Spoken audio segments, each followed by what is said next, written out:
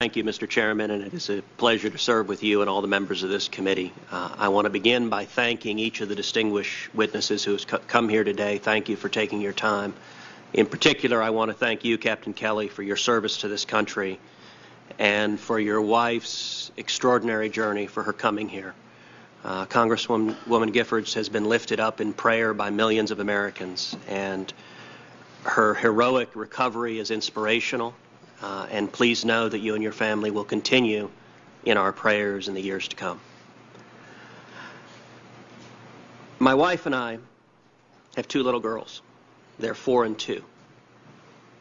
I think no parent, and in particular no parent of young children, could watch what happened in Newtown without being utterly horrified.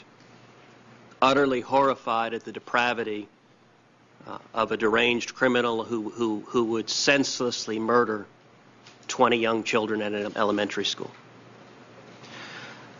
Unfortunately, in Washington, emotion, I think, often leads to bad policies.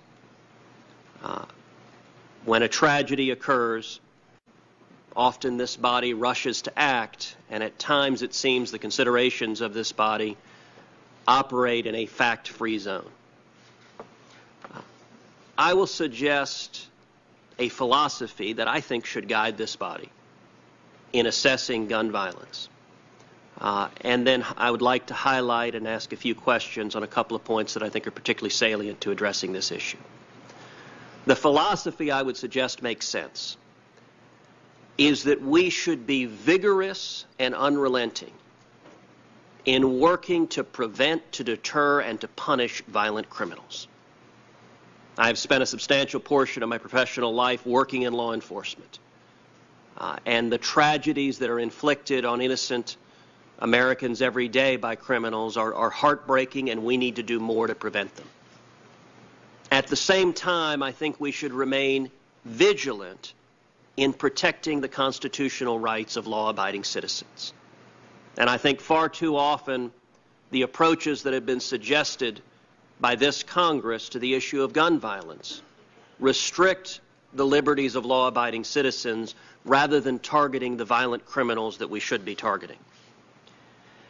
And I would point out that I hope some of the passion we have seen from members of this committee with respect to the need to prevent violent crime will be reflected equally should we find ourselves in a judicial confirmation hearing with a judicial nominee who has a record of abusing the exclusionary rule to exclude evidence that results in a violent criminal walking free and being able to commit yet another crime. I hope we see exactly the same passion devoted to assessing whether judicial nominees will enforce our criminal laws and not frustrate the administration of justice.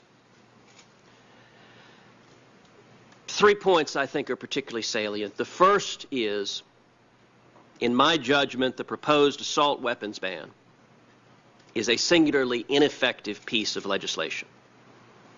I was having a conversation recently with a loved one in my family who asked a very reasonable question. She said, "Why do regular people need machine guns?"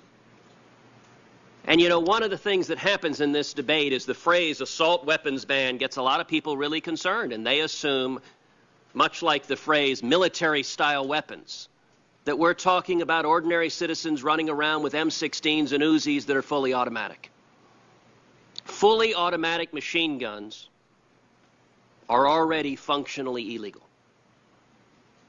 Ordinary citizens cannot own them absent very, very heavy regulation.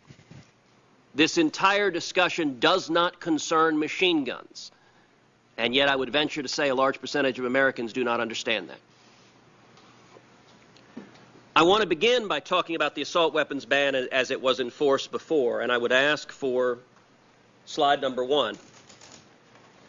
The assault weapons ban that used to be in effect, according to the Department of Justice, quote, failed to reduce the average number of victims per gun murder incident or multiple gunshot wound victims. Now, that is the assessment of the United States Department of Justice, and that is in 1994. That was the Janet Reno Department of Justice under President Clinton that said the assault weapons ban was singularly ineffective. If we could move to the second slide.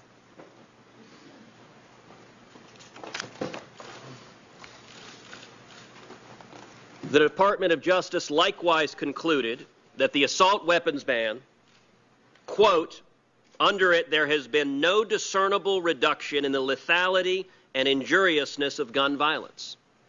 So the reaction to this tragedy in Newtown is for a lot of elected officials in Washington to rush to reenact a law that, according to the Department of Justice, did absolutely nothing to reduce gun violence. Now, why is that? That's not accidental, because the assault weapons ban, if it doesn't ban machine guns, what does it ban? And what it bans, I would suggest to you, are scary-looking guns. If we could move to slide 3.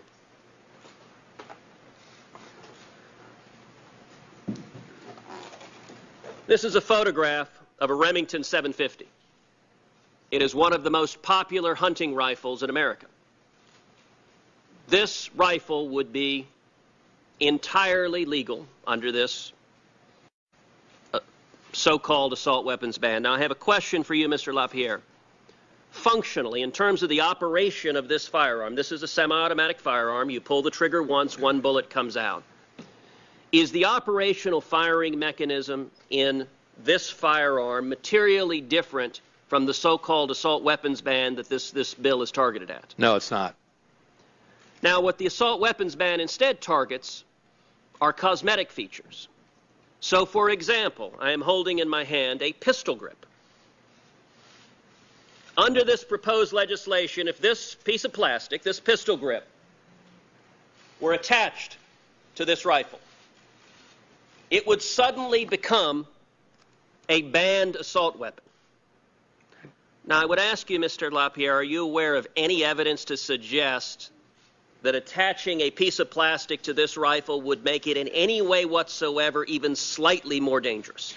No, that's the problem with the whole bill that Senator Feinstein introduced is it's based on falsehoods to people that do not understand firearms, to convince them that the performance characteristics of guns that they are trying to ban through that bill are different than the performance characteristics that they're not trying to ban. They make bigger holes. They're rapid fire. They spray bullets. They're more powerful. They're heavy armor. All of that is simply not true. I mean, the AR-15 that people uses a 223, and I hear that in the media all the time, and people say, well, no deer hunter would use something that powerful. I mean, 243s, 270s, 25-06, 30-06, 308, dozens of other calibers used in hunting are more powerful. I mean, so let me make sure I understand that right. This deer rifle, which is entirely legal and is used by millions of Americans, is sold in the identical caliber as the so-called assault weapons ban, although those look scarier because they have a piece of plastic attached to them. And the Ruger Mini 14, which Senator Feinstein exempts in her bill, it uses 223. The AR-15, which has the handle on the bottom, which she prohibits, also uses the exact same. Okay, I'm out of time. I want to make one final point, if I may, which is there has been much attention drawn to gun shows, and indeed the statistic of 40% has been bandied about. Now, that statistic is unfortunately based on a study that occurred before the background check went into effect, and so it is a highly dubious figure.